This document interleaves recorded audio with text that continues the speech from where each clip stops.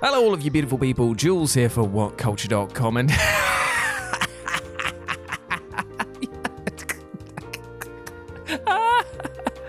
Oh, sorry, so are you meant to be scary? Jesus Christ, my nan is scarier than you, mate. With this in mind, I'm Jules, this is WhatCulture.com, and these are 10 silly villains that ruin serious horror movies. Number 10, Bughuul, Sinister.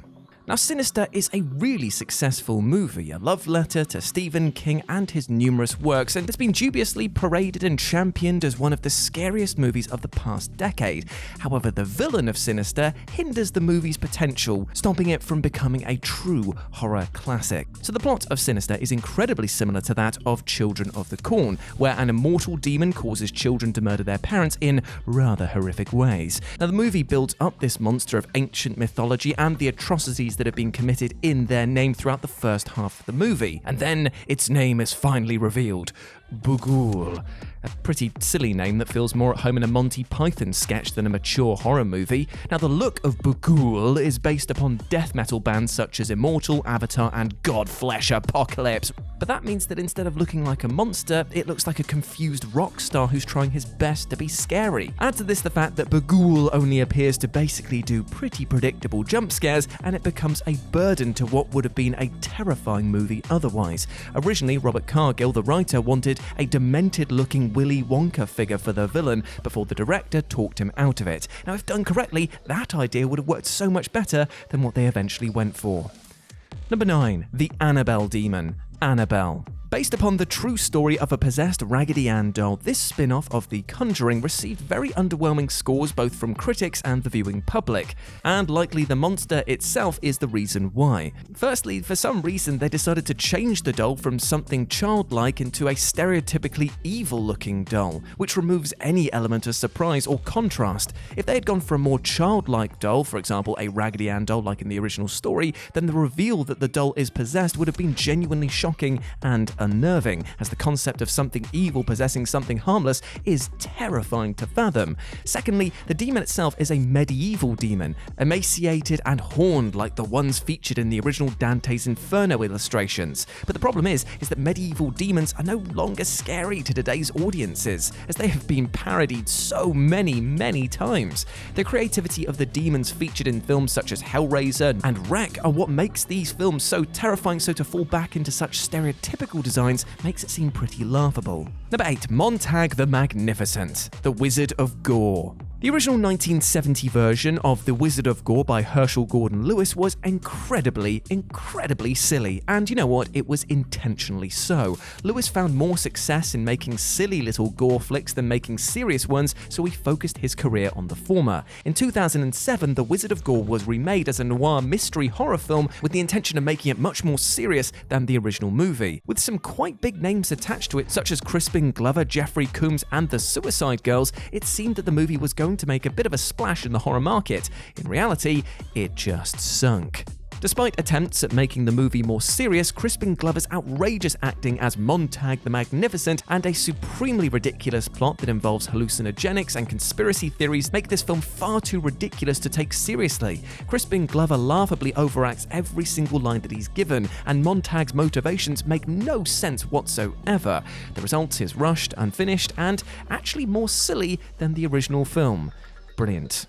Number 7. The Slayer. The Slayer?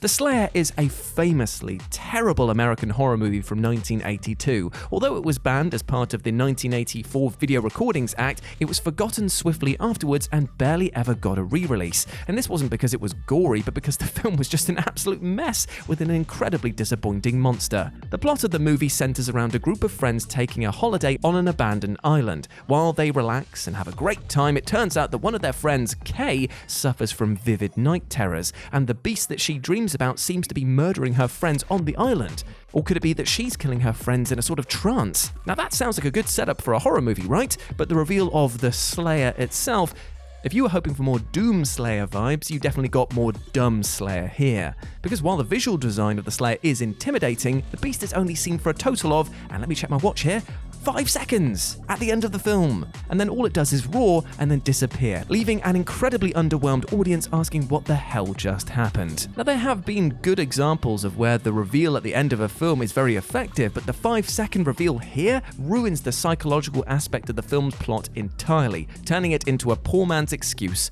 of a monster movie. Number 6. Isaac, Children of the Corn. So there are many works of Stephen King that both go from serious to silly, but Children of the Corn feels like a confused mix as whether it's trying to be one or the other. Now, the setup is quite serious in tone and theme, but the main villains of the movie, well, they kind of ruin any serious tone that the film might have been going for.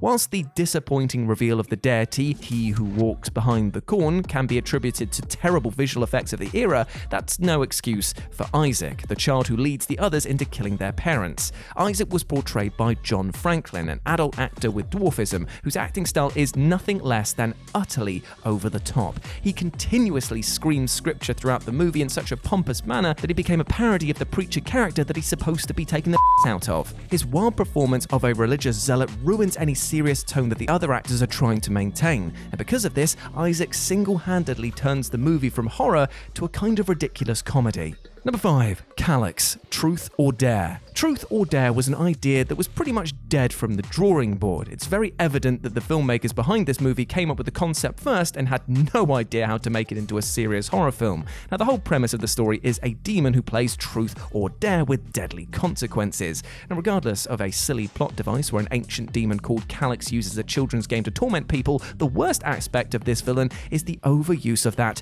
demonic smile. Now, this technique has been used many times in cinema, since the 1920s in fact, so much so that the appearance of it in the present day is overused and actually very unappealing. Everything that they try and do to make Calyx scary ends up as being unintentionally parodying existing media and looks really silly. Hell, even something from Aphex Twin's album covers looks scarier than this. Truth or Dare could have been so much more if the makers had leaned harder on the silly concept and actually made it into a black comedy. But as it is now, the movie is a complete mess with a villain that stands out for all the wrong reasons.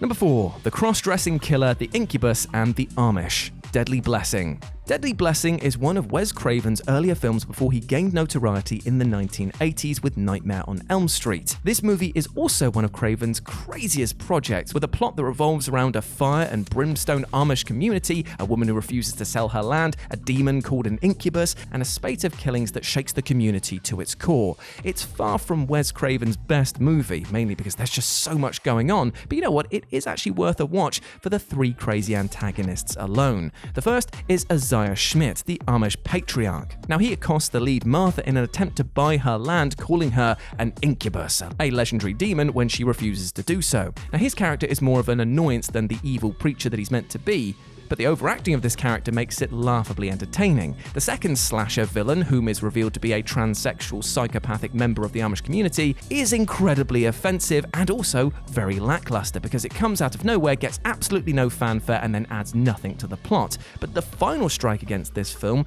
is that just when the movie finishes, it turns out that the incubus is a real thing. It just comes to drag Martha away to hell for no reason at all, leaving an absolutely bewildered audience as the credits come on screen. Number 3. A cat. The Black Cat. Lucio Fulci's The Black Cat is an enigma of his career. Fulci was one of the most prestigious names of horror cinema by the time that the 1980s came rolling around, which makes it very strange that in between masterpieces such as City of the Living Dead and The House by the Cemetery came a poorly received slasher film about a kitten killer. The Black Cat was one of the sillier movies that he made, no doubt. Its plot revolves around a murderous cat who kills people in the English countryside. Now, this premise could have worked if the cat in question was something like, I don't know, a panther, but no, he used an ordinary black house cat. Now, although a black cat has a historical context with witchcraft, the phenomenon of internet cat videos proves that cats just really aren't scary in the slightest. Having such a cute villain kills the tone of a really serious horror movie.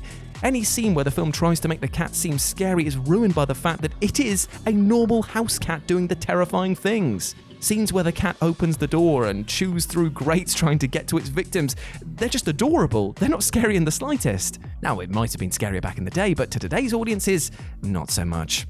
Number 2. The Ghost and the Mad Doctor. Fear.com. Now, Fear.com was an early 2000s horror noir movie about the terrifying world of internet snuff films. However, with a wasted budget of $40 million, this movie ended up being a costly disaster that bombed at the box office. Now, whilst on paper the plot was quite original at the time, the makers then proceeded to shoot themselves in the foot with every decision they made. Worst of all are the villains of the piece, a mad doctor called Pratt and the ghost of one of his victims. He makes snuff movies and puts them on the internet while the ghost kills people who view the website. But she wants to take revenge on him at the end of the movie so that when she does, she can finally rest in peace. The plot is confusing to try and fathom the motivations of the antagonist because they really don't make any sense. It feels like the makers didn't know how to make compelling villains, so they just came up with silly stereotypes and just hoped they worked. Fear.com could have been so much better if more thought was put into these villains, but the clumsy handling of the movies makes it an ordeal to sit through. Luckily, Hard Candy, Untraceable, and Pulse did a lot to help the genre of internet horror throughout the years, but Fear.com was a large step in the wrong direction thanks to these terrible antagonists. And number 1, The Hawkins Gang, Last House on Dead End Street. Last House on Dead End Street is a forgotten little nasty of a horror film that was originally made in 1973 by amateur filmmaker Roger Watkins, who also plays the film's lead role. The plot revolves around a convict who is released from prison and, in a bid to earn some money, he rounds up a group of violent people and they set out to make a snuff film. It's very cheap and very nasty, and it's just full of really grim stuff. The more horrifying scenes of the movie play out in a very realistic manner, but Watkins decided to throw a lot of extravagant set in to make the film more theatric, possibly because when asked what drugs he was doing at the time, he ticked the all box. He wears a giant Greek mask. The female characters wear transparent doll masks, and the death scenes play out like ritualistic murders with no reason as to why. The result is a group of villains whose eccentricity ruins the film's scary atmosphere. It's easy to see what Watkins was going for in theory, but the ridiculousness of it all makes the film very silly in practice. Nevertheless, this rampant ridiculousness has helped the film kind of stand out, and it's now considered a cult classic by splatter horror fans who laugh at the sheer craziness of it all. As a result, the movie was redistributed on DVD in 2002, and these copies of the movie are actually pretty pricey today. So yeah, I guess if you want to watch it, you're gonna have to pay up for it. And there we go, my friends. Those were 10 silly villains who ruined serious horror movies. I hope that you enjoyed that, and please let me know what you thought about it down in the comments section below.